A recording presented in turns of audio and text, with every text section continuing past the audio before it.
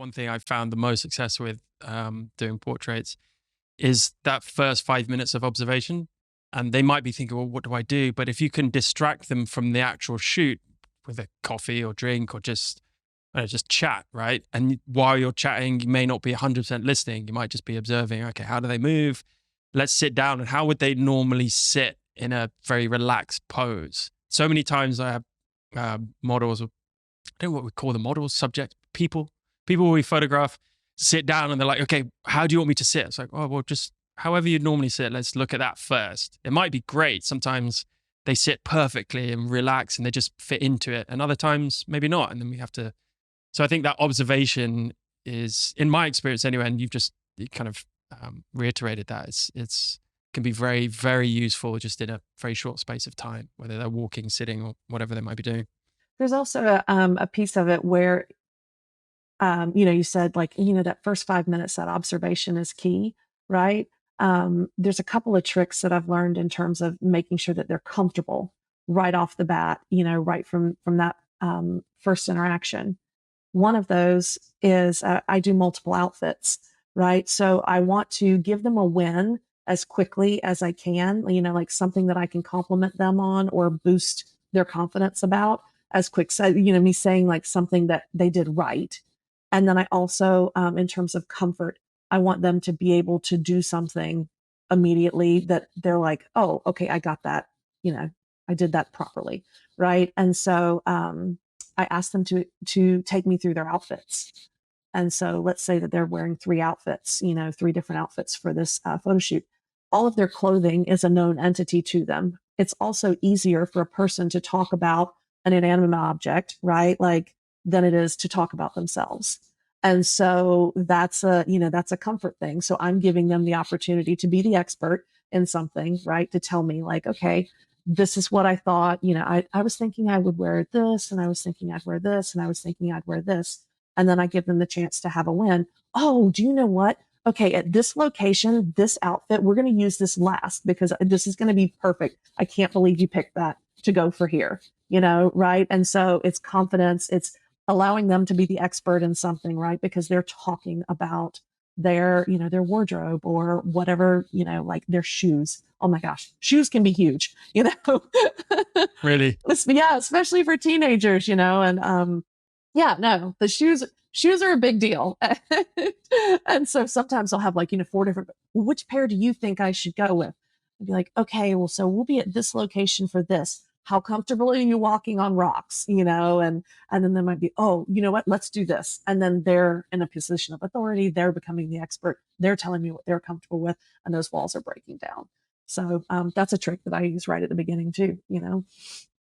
And with some of the most sensitive people, right? That the 17, 18 years old, it's very sensitive age where you have to be so empathetic and rewarding and inclusive, right? I mean, I definitely couldn't do it. So so much respect to you for photographing these youngsters, but clearly you get fantastic results by the look of your work. So that's incredible. Does that even go into techniques to allow and to set up an environment for these teenagers to be seen and heard, not just look good, but also, really understood in terms of what the photographs end up as? Or is there other layers to that? Oh,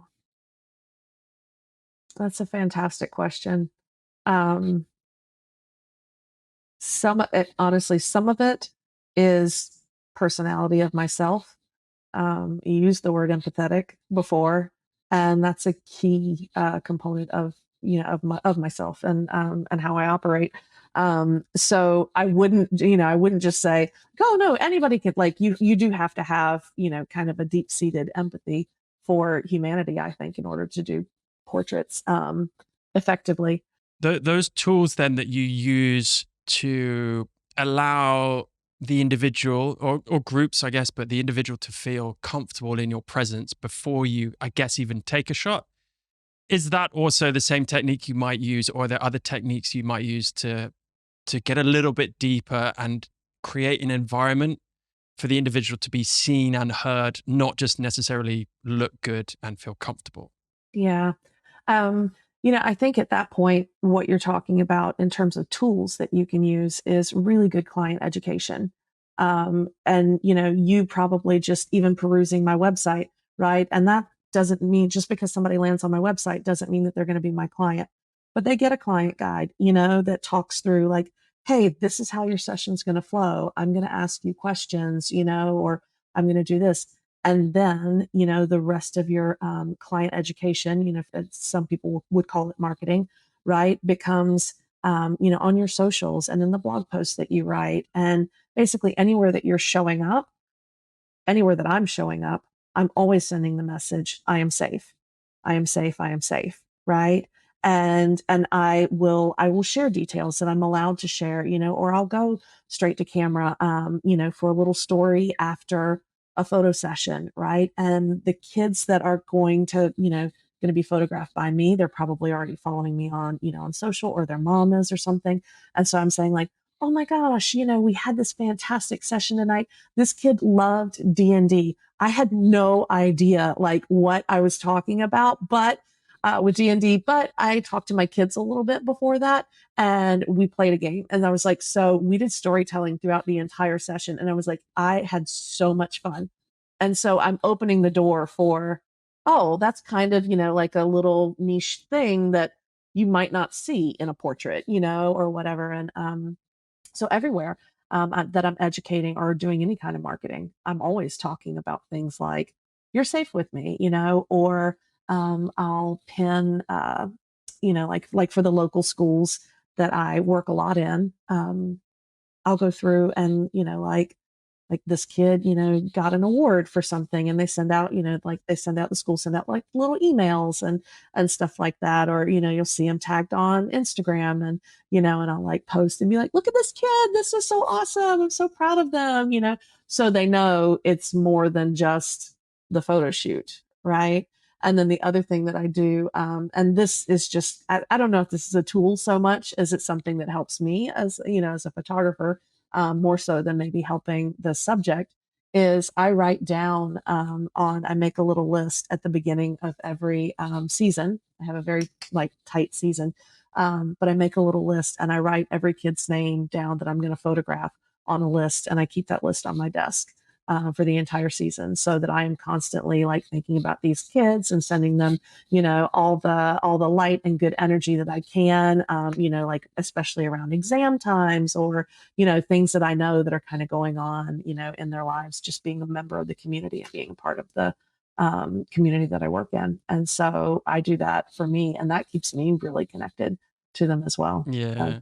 Wow, wonderful. That's it's some real insights there I haven't even thought of, and how powerful branding, essentially branding with transparency, can give so much education to the client before you even either book in or before you even shoot, so that they already feel like they know you a little bit, and they already feel a level of comfort that, okay, Mary Vance is going to like give me the best opportunity to show who I am, and put me in the best light, both literally and figuratively. So that's really cool. I never really thought about that in terms of, I guess that's a use of social media and the digital world we live in today, right? that's a key for me with social media. If I'm not building community or actually being more social with anyone, if social media becomes a thing for me where it's leading to negativity and bad thoughts and stuff like that, then I've spent too much time focusing on the wrong things within my algorithm. And so I Yeah. tell people all the time, I'm like, my Yeah. social media is happy, happy, happy. I was like, it's wonderful. I'm like, oh, look, y'all went to homecoming dance this weekend. Look at your dress. Love it. Love it.